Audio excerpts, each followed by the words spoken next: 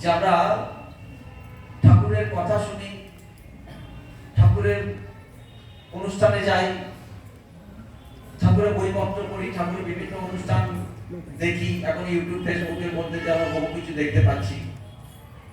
তাতে করে আমাদের জীবনে উদ্দেশ্য যেটা, সেটা আমরা বুঝে উঠতে পারছি না।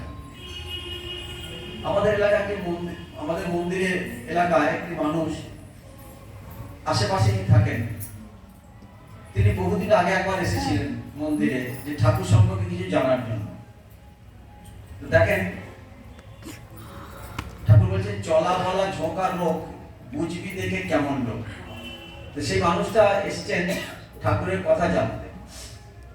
দু চার কথা বলার মধ্যে দিয়ে বুঝতে পারলাম মানুষটা কি চাইছেন। কিছুক্ষণ পৃষ্ঠপোষক ঠাকুরের কথা উনি জানতে চাইলেন, ঠাকুরের কথা কিছু বলার জন্য। আমি দু চারটে ঠাকুরের জীবনী বলে আমি বুঝতে পেলাম, দেখুন দাদা আজকে আমার একটু কাজ আছে, আপনি অন্য একদিন আসবেন বলে আমি তাকে বিদায় দিয়েছি।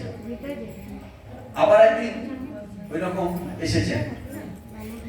মানে আমাকে ঠাকুরের কথা জানতে চাওয়া তার উদ্দেশ্য নয়, তার উদ্দেশ্য হচ্ছে কি আমার